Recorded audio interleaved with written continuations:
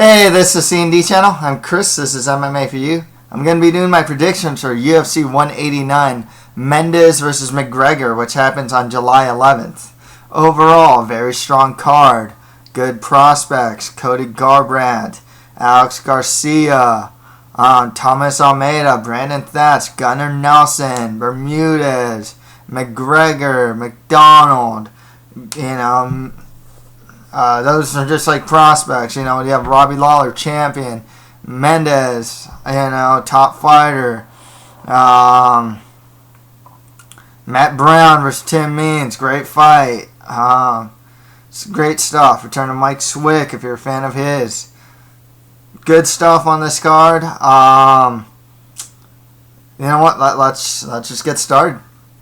Okay, in the main event, it was supposed to be Jose Aldo versus Conor McGregor, but now it's notorious Conor McGregor versus Chad Money Mendes for the interim UFC featherweight title. Conor McGregor, 17-2 record. 15 of those wins are by KO or TKO, and one of those wins is by sub. So the only time he's been to decision was against Max Holloway. Both of his losses are by submission. One of them was to Joseph Duffy, who's really good. He's only 26 years old. He'll be the taller fighter at 5'8". McGregor is on a 13-fight win streak, training out of SBG Ireland under Cathal. At his best, he's a pressure fighter. He always pushes forward. He has strong boxing, really heavy-handed, and a good chin. As far as his grappling goes, from what we've seen so far, it's good. There's a guy with a busted knee that managed to constantly take down Max Holloway. The few times he did get taken down, he just got back to his feet. However, he has not fought a high-level wrestler like a Mendes or Frankie Edgar or anyone of that sort so far. Chad Mendes, 17-2. Oh, wait, they both have 17-2 records. I did not know that, actually. I did not realize that. They're both 17-2. Okay. 7 wins by KO or TKO, 2 wins by sub, 30 years old. He'll be the shorter fighter at 5'6", training out of Team Alpha Male. So it'll be his third bid at a title, at the UFC featherweight title. Fought Jose Aldo twice for the title and lost both of those fights. Now he's going to fight Conor McGregor here. He is taking this fight on short notice. I personally don't feel that matters too much with a lot of these alpha male guys. They don't seem to tire out very easily. At his best, strong wrestler, NCAA, All-American honors, good top control. He's good into scrambles. His takedown defense is spectacular. His stand-up has been greatly improving, and he's pretty heavy-handed, most recently knocking out Ricardo Lamas with a punch to the forehead, pretty much. Okay, so, breakdown of this fight. Here's the thing with Mendes. He is a wrestler, but he does choose a strike. When he does wrestle, watch on any of his fights. Lance, Vasquez, where he uses wrestling, Vasquez, Yaya, whoever.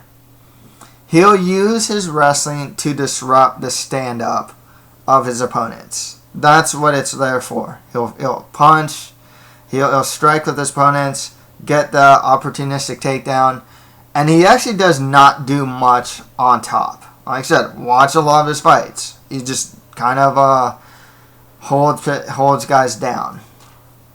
But once again, it disrupts the opponent's rhythm. Striking wise, we have seen Chad Mendes fight a high level striker in Jose Aldo. He hung with him too. So I mean, the thing with Mendes is we know this guy can strike at pretty much a championship level. He did knock out Ricardo Lamas, knocked out Guida, hung with Jose Aldo. He even dropped him or wobbled him at times. This is a guy that seemingly can strike at the championship level. With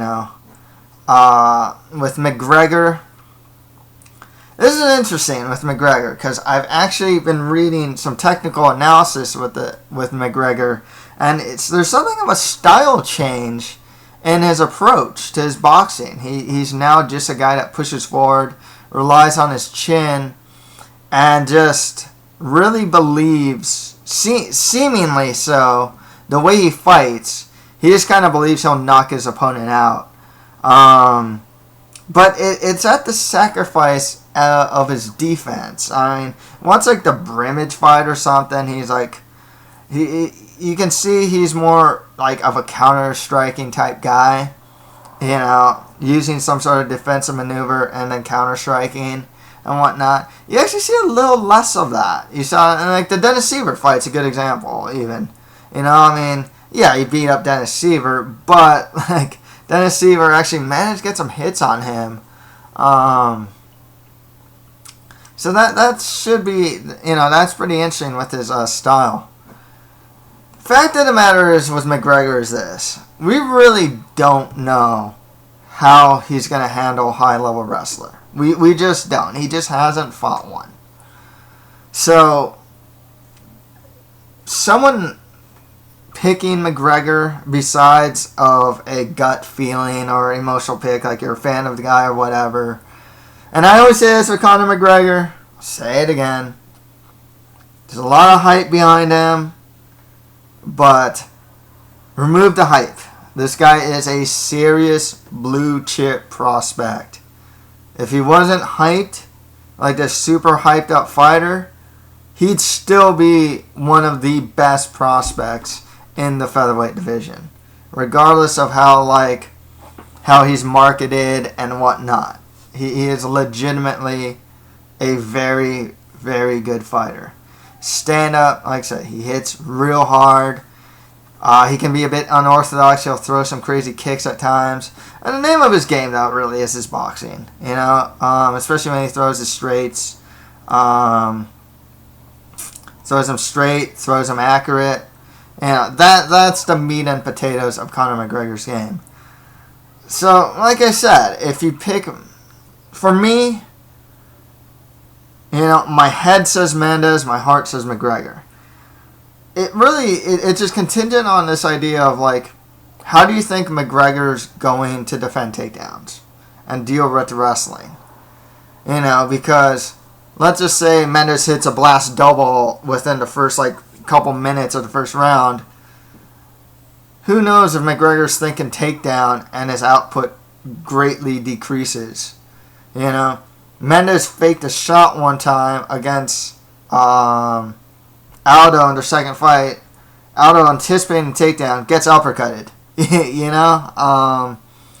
So the threat of that takedown favors Mendes. Honestly, from what I know stylistically, I would go with Mendes.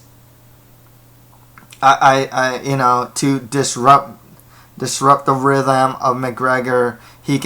I think Mendes can honestly hang with McGregor in the stand-up, especially mainly on the basis of McGregor thinking of the takedown. It'll open up Mendes' striking. That's what it is. On pure striking, you know, no takedowns at all, yeah, I'd favor McGregor. Now when you have the takedown threat there, you know, I feel that Mendes should be able to hang with McGregor, just like I said. I'm repeating myself. So, do I think that McGregor's takedown defense, counter-wrestling ability to scramble back to his feet when taken down is improved enough to beat Mendes? I'm going to go yes. It's something, you know, on a pure skill set analysis from what I've seen from these guys, I'd probably go Mendes. I am going on potential here. I am thinking that McGregor, at the very least, he's long. So it could also make it a bit harder for Mendes to really get inside. So I am banking on that as well.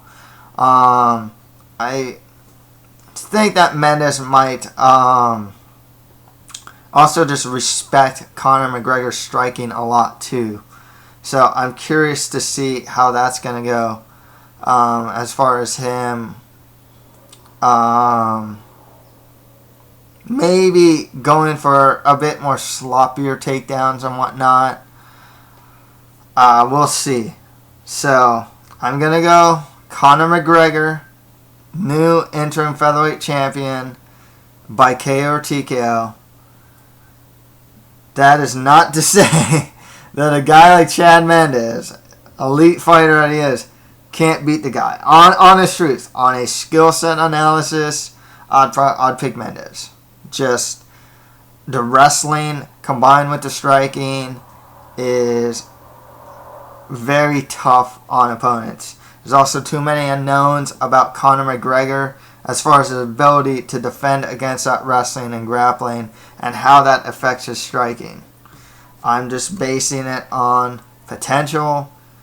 Maybe the short notice thing also with Mendes. I don't think it'll tire Mendes out, but I think it might make it a bit tougher for Mendes to game plan around Conor McGregor. At least Conor McGregor's got a full camp behind him. I don't know if it's that big of a deal. The alpha male fighters are very known to stay fit throughout the year. Might not be a big factor there. But yeah, like I said, it's more of a gut pick on my part. I just think that there is potential for him. I doubt Conor McGregor's hasn't been working on takedown defense ever since he got into like the UFC and beyond, and before that, Yeah, so Conor McGregor, KO or TKO. Not super confident in that pick, obviously. Next one, I thought Robbie Lawler fights Rory MacDonald for the UFC welterweight title. Robbie Lawler, 25-10 record with 1 no contest, 19 wins by KO or TKO, 1 win by sub. He also has 5 losses by submission. He's 33 years old on a 3-fight win streak, training out of ATT. He is the current UFC welterweight champion. Crazy. If you really think about Robbie Lawler's career, and in 2015, you hear that he's welterweight. If I told you in 2013, early 2014, when did he get to, when Robbie Lawler was still in Strikeforce, that he'd be a UFC champion in 2015, someone would laugh at me, With Robbie Lawler, name of his game is his kickboxing, but in particular, this guy's counter-striking is really good. He's heavy-handed. Actually, I believe what dropped Roy may have been a counter-strike when they fought the first time in that second round. Countered a jab or something like that. But anyways, with Lawler, he's heavy-handed. Super heavy-handed. Heavy kicks, too. And knees. Heavy everything, Heavy teabag, too. I always say this, too. He fights at Adlan Almagov, goes for a flying knee, but it's more or less like a flying teabag if he actually wants to. So every part of Lawler's body apparently can knock a dude out. Just to tell you. It looks like. Anyways, back on track. Robbie Lawler, good chin. This guy can take a lot of hits. Once the Robbie Lawler fights, the Matt Brown fights, this guy can take a lot of damage. His takedown defense has been greatly improving. His counter wrestling's good too. If you take this guy down, he just gets back to his feet. He's actually defeated Rory MacDonald by split decision back in November 2013. It wasn't the greatest fight too. I'll get to that. Rory MacDonald, 18-2 record, 7 wins by KO or TKO, 6 wins by sub, 25 years old on a 3-fight win streak. Those wins have been over Tyron Woodley, Tarek Safadine, and Damian Maia, if I'm not mistaken. It's a great win streak there. Training out of TriStar, he is a strong kickboxer with a really good jab. He uses kicks well, especially body kicks. He uses those really well. He's a strong wrestler. and his ground and pound is really strong. It is fight ending when he gets the posture up and rain down like punches and elbows. His Brazilian Jiu-Jitsu is good too. You can actually want some of the more subtle things in MacDonald's game. Like, I remember he was on his back against Robbie Lawler. He goes for an X-guard sweep on him. And I think he actually got him off balance with it. So there are some nuances in Rory MacDonald's Brazilian Jiu-Jitsu game that's actually, really good. Hit that nice armbar on Diamond. Passes to Mount well, for example. So, not just submission grab. Like, he has a good, functional Brazilian Jiu-Jitsu game of sweeps, reversals, guard passes, and whatnot. It's hard not to talk... when you talk about this fight, it's hard not to talk about their first fight. I do feel that MacDonald... Because I remember... Wasn't he fighting... That was the time when he had that ugly fight against, like, Jake Ellenberger, where MacDonald was throwing, like, one jab every, like, 20 seconds or so. I mean, it's just his output was really low. He was fighting ultra-conservatively. I remember their fight, too, wasn't that great, especially in the first round. A lot of nothing happened. Second round was a lot better for Robbie Lawler as he dropped MacDonald. And the third round, I mean, I think Rory gets a takedown and does, like, nothing with it. It was a really... It was not a great fight, except for, when Robbie Lawler would get clean hits on MacDonald. I think ever since then we have been seeing a more active Rory MacDonald. I will say, since November 2013, Rory has been improving a lot. Tarek Safdie is a really technical striker.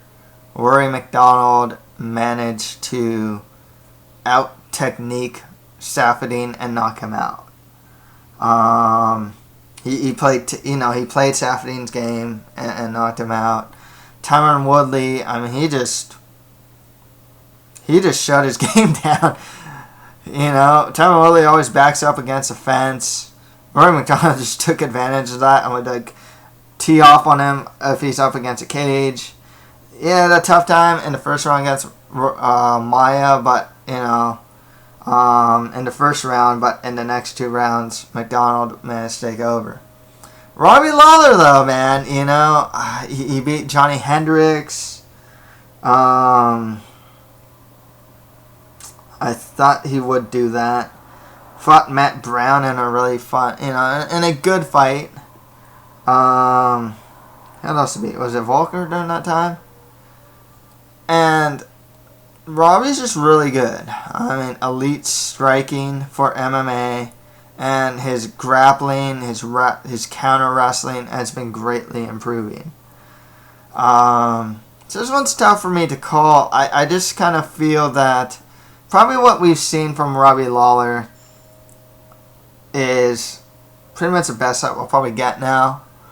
Whereas I do feel that MacDonald has been getting better. Like I said, some noticeable tweaks. More, I want to even call it like conservative aggression, Donald's generally pretty defensively sound too. Actually, Lawler's not actually the worst as far as like defense these days. He's actually gotten a lot better about it. But I'm going to go with MacDonald here. It's a tough one for me to call. I've been very high on what I've seen from Robbie Lawler as of late. I just think that MacDonald has made the improvements. I think he can strike well with Lawler. Probably just go technique for technique with him. Interesting thing about this one, though, I want to say that it's South. This is actually I think this is actually a point in this fight that's not being talked about, though. Southpaw versus Orthodox. If I'm not mistaken, and Rory MacDonald likes to use the jab a lot. It's not exactly the best idea to do against a person with the opposite stance, because their arm, their hand is in front of them. It's a different dynamic to use a jab against guys with opposite stances. And he tried to do that on Robbie Lawler, and he got, and it failed. I remember there was a technique breakdown. I read about that. So I'm kind of hoping that they are preparing more to go up against TriStar guys, are preparing more to go up against Southpaw. I also think that Roy might utilize a little more wrestling too. So mix that up with with the technical striking. Hopefully he's made the adjustments to fight a Southpaw. Rory MacDonald, I can't see a finish. If I do see a finish, it'll actually probably by sub. So, but I'm going to call Rory MacDonald by decision here. Next fight after that, Dennis Bermudez fights Jeremy Stephens. Stephens has a 23-11 record, 15 wins by KO or TKO, 3 wins by sub. Also has 3 losses by submission. 29 years old. He'll be the taller fighter at 5'9". He's on a 2-fight losing streak. Losses to Cub Swanson and Charles Oliveira. Training out of Alliance. Name of his game really is his kickboxing, and he's so heavy-handed. Heavy feet too. Knocked out Honey Jason with a brutal head kick. His takedown defense has greatly been improving. You can watch his fight against Darren Elkins. Tries to take him down. Stuffs all those shots. His overall grappling is just getting better too. He's a guy that will even go for his own takedowns when need be. Dennis Bermudez, 14-4 record, 4 wins by KO TKO, 3 wins by sub. Also has 4 losses by submission. 28 years old. He's 5'6", a shorter fighter. He's really strong. That's one thing that's really noticeable, and he uses that strength in his fights. His wrestling in particular is really good.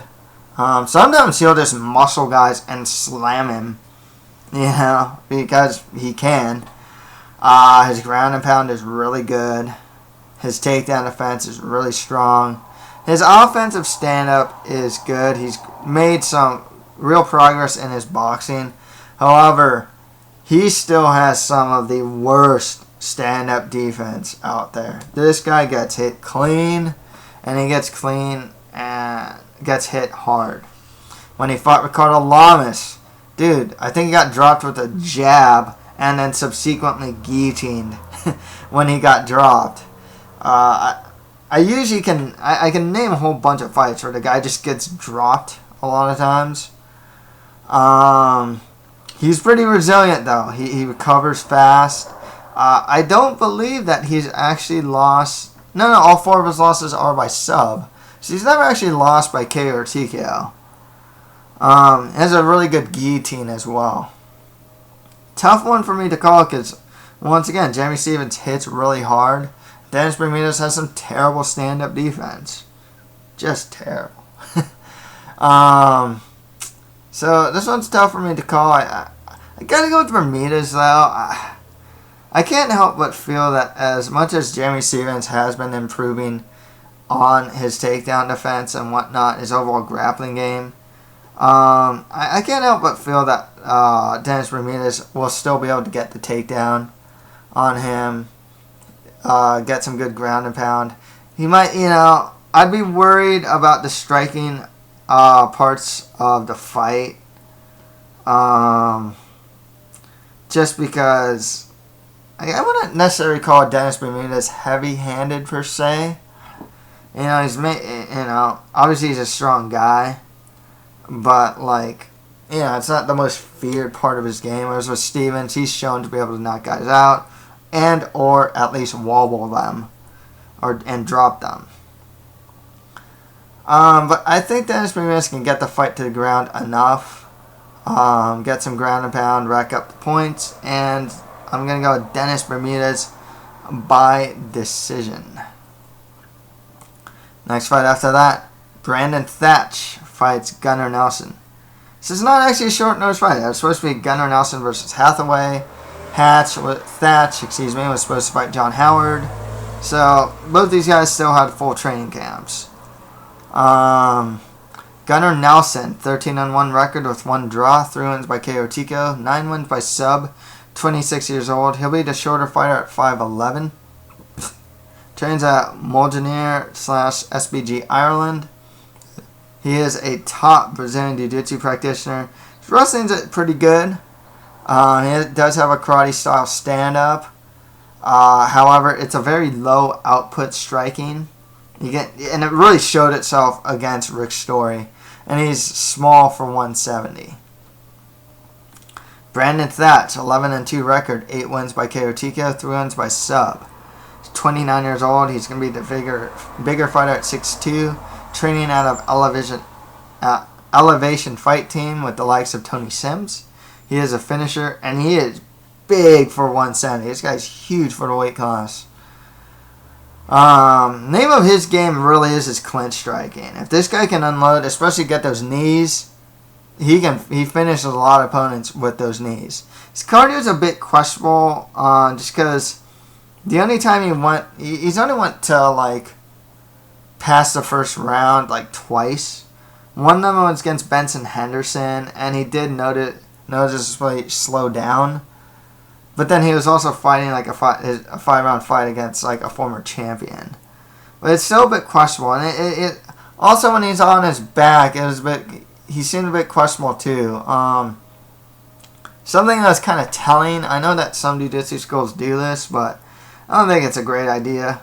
When Thatch was on the bottom against Benson Henderson, he didn't turn towards Henderson. He turned away from him. And that is actually quite a mistake, even going as low as like the white belt level. I'm not saying that Brandon Thatch is a white belt, but it's not always the best. Actually, a lot of times that is just asking to get your back taken, regardless of belt or whatnot. The fact that he did that makes me wonder what his game is off of his back. I mean, it's a mistake that, I know some guys are getting away with that. Being able to do that, they'll like turn the other way, turtle up or something. I don't know. For me, it just seems like a recipe to get your back taken, which makes me wonder, the fact that like he instinctively went that way makes you wonder what, his game off his back is like, because we just don't see it,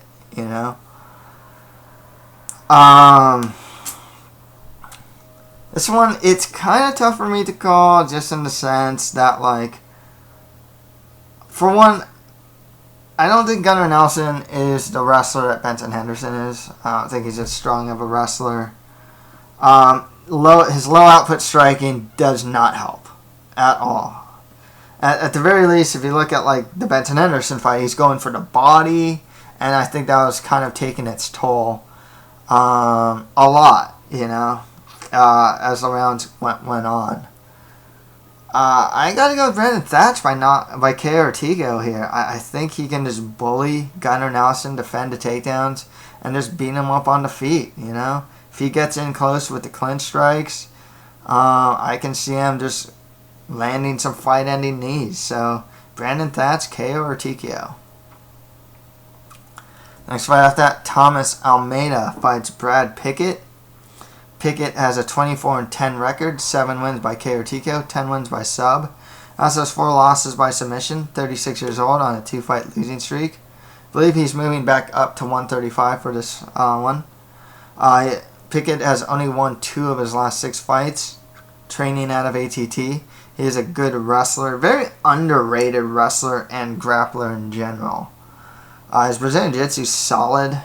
He's a really good scrambler too. He's usually a guy, if you scramble with him, he ends up on top. And his stand-up tends to be more brawling. He's not really technical in the stand-up and has gotten beaten up because of it. Stand-up defense is poor too. This guy gets hit clean and hit a lot. The thing that saves him is that he has a good chin. I don't think he's been knocked out yet. Thomas Almeida, 18-0, undefeated record, 14 wins by KO TKO, 3 wins by sub, 23 years old, training out of Shuto Box and Macaco Gold Team. Name of his game, his boxing's really good, especially his body punches. He pushes forward a lot too. He uses combinations well, and his grappling, from what I've seen, is improving. If the fight stays on the feet, I gotta favor Thomas Almeida here. I think he's just a better striker, better combination puncher, more technical. If Pickett wants to go more of a wrestling, grappling route, that could make it interesting for Almeida. He has to, like I said, Pickett's very underrated in that aspect of his game.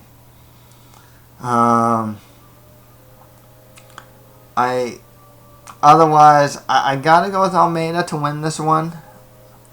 I think that he can, utilize his combination striking. Hopefully defend any takedown attempts from Pickett.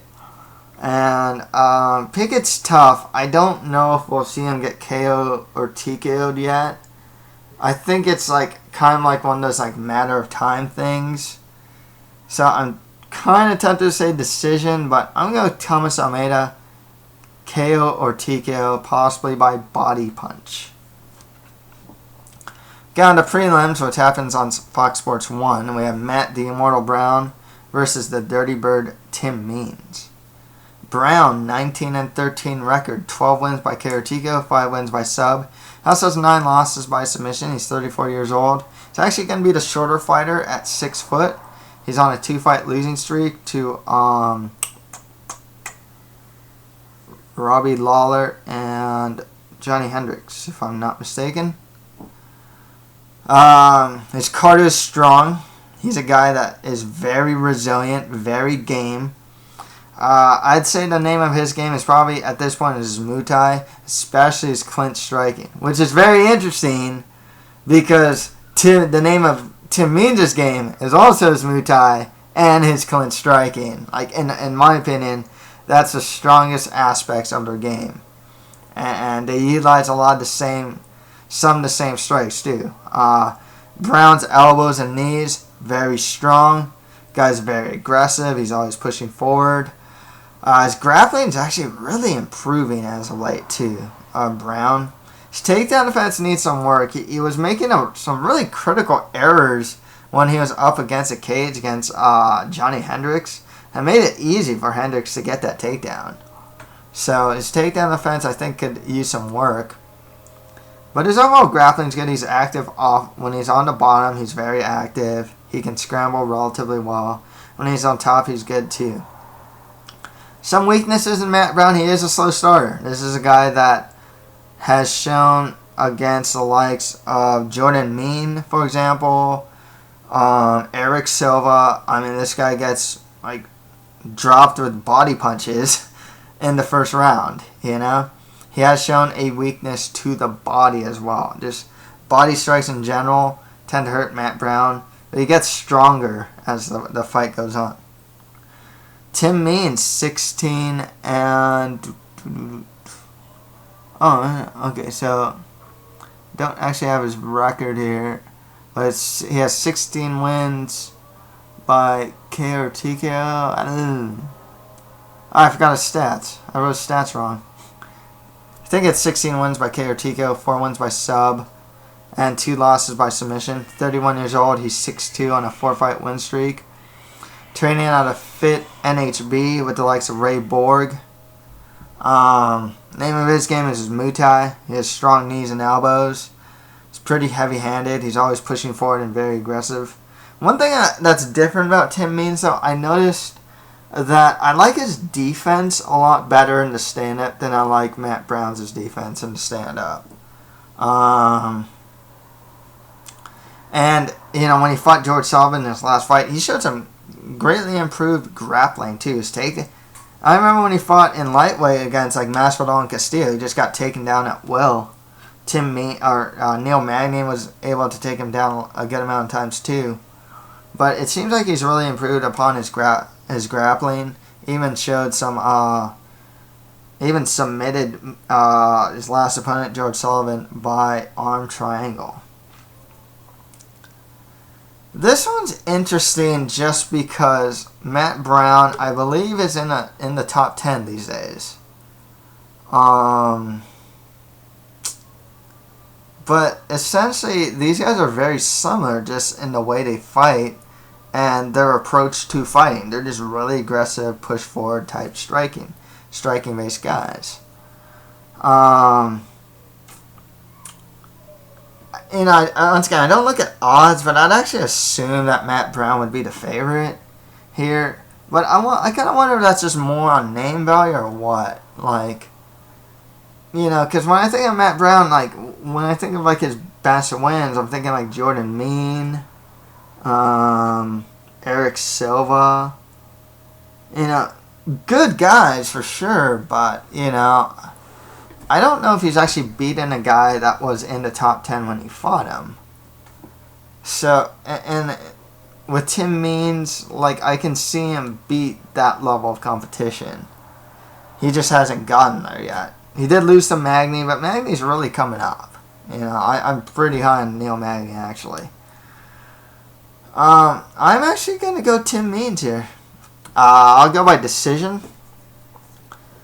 Like I said, I don't like that Brown can be a slow starter. I think that Tim Means might aim for the body here. I don't know if any one of these guys can necessarily outdo the guy at their, outdo the clinch game and whatnot. I also feel that Tim Means is just a little better defensively. Especially in the stand-up, whereas Matt Brown is a guy that can get hit clean, but he'll just keep coming. So, yeah, I'm going to go Tim Means by decision here. I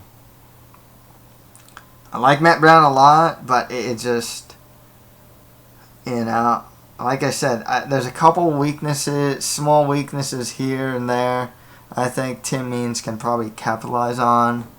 And, yeah. That's all I can really say. Next, right after that, John Howard fights Cathal Pendred.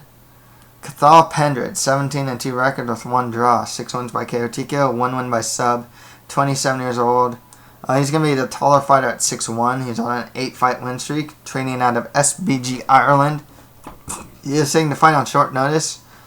The name of his game really isn't anything technical. The name of his game is just his resilience and gameness. The guy is always in the fight, even if he's losing the fight. He's always pushing forward. He's a good enough wrestler. Like I said, I always say this with him. He can kind of like will himself to get the takedown. He's so resilient about getting the takedown, or relentless about getting the takedowns. Eventually, like, he just gets it. His top control's not too bad. Stand-up's pretty weak. The guy is slow. The guy just isn't quick. His punches are his strikes are very telegraphed. And defensively, he's not the greatest in the stand-up either. John Howard, 22-11 record, 9 wins by KO TKO, 6 wins by sub. Also has 3 losses by KO TKO. He's 32 years old. Shorter fighter at 5'7". He's on a 3-fight losing streak. Howard's game, stand-up's good. He's pretty heavy-handed. His grappling, I'd say, is average. Not great, but not that bad either. Cathal's beaten guys on the level of John Howard. Whether you agree with,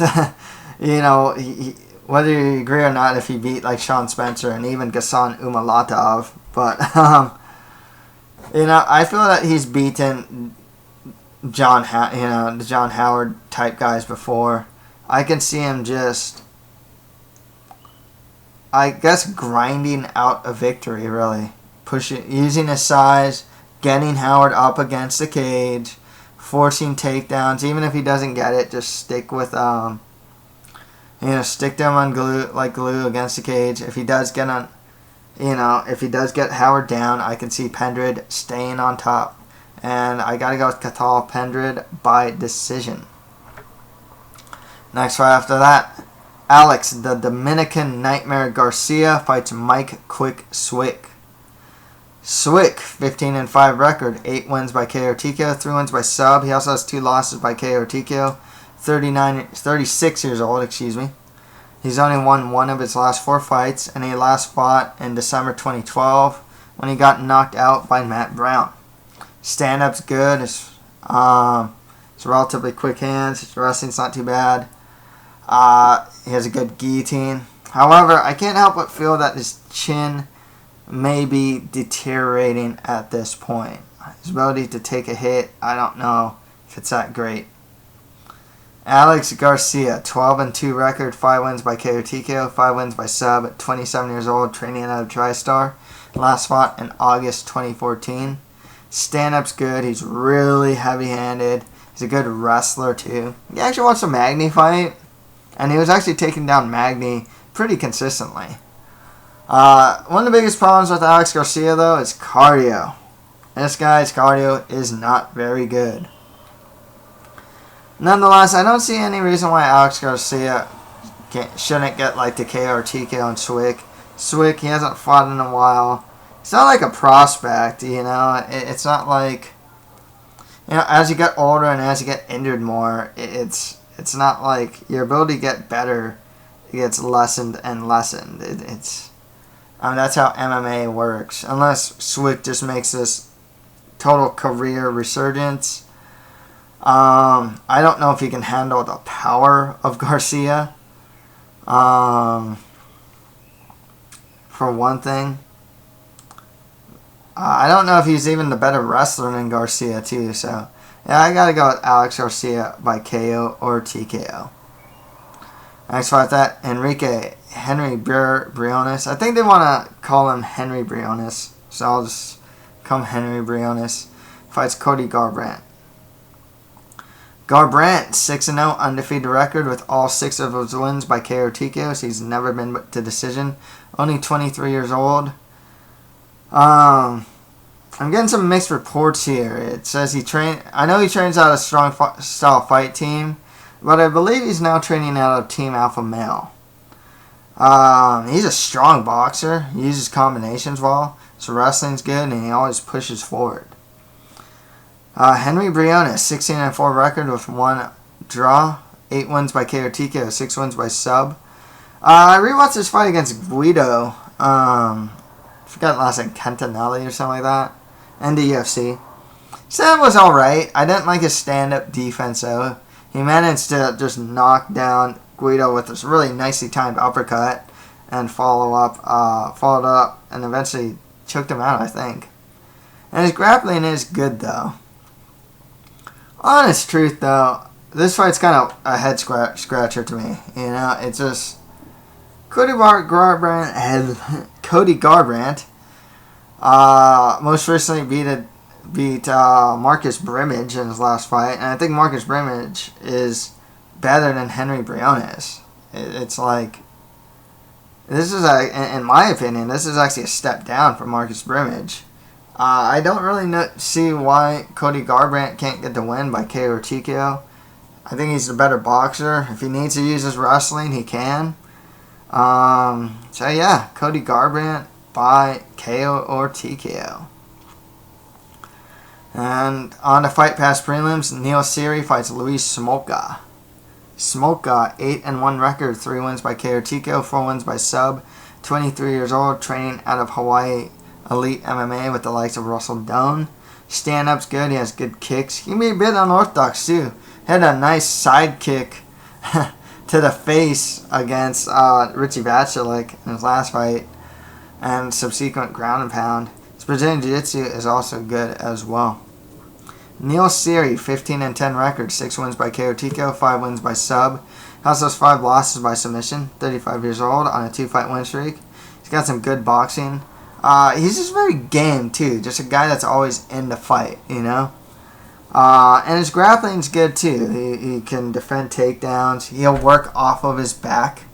He wants a Chris Beal fight where he's like actually working off of his back a lot, throwing elbows and whatnot.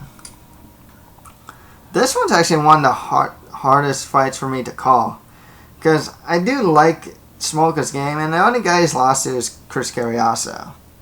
He had a hard time with Richie Vachilik though, and then he beat Alp Oskalik before that. But But Smolka, I know in his last fight, he took the fight on short notice, so I don't know how much we can take away from that fight, but he was getting beaten up pretty bad up until that,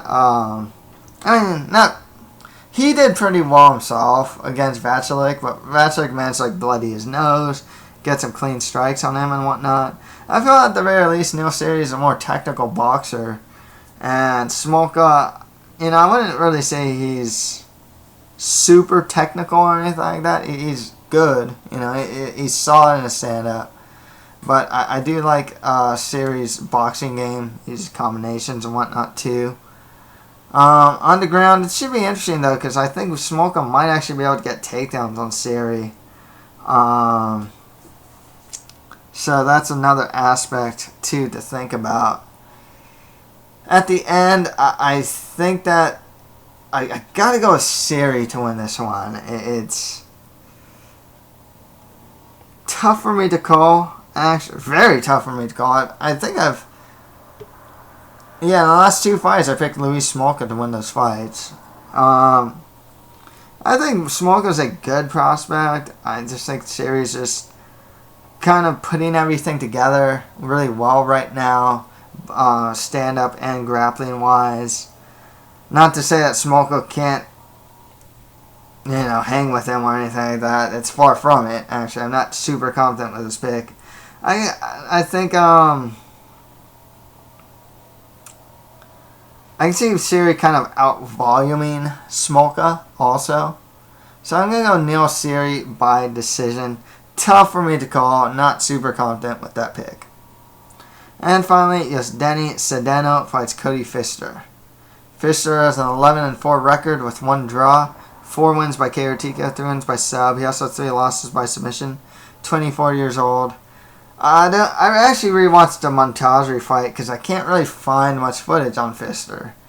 I mean, really, he kind of went at Montazri, tried to take him down against a cage, and in the second round, he showed some stand-up. But otherwise, I couldn't get a good beat on Pfister, His wrestling didn't seem too bad. Stand-up didn't seem too bad either. Well, with Cedeno, he has a 10-4 record, 7 wins by KO or TKO, 3 wins by decision. 30 years old, training out of Black Zillions. His stand-up's good. He has some really good kicks.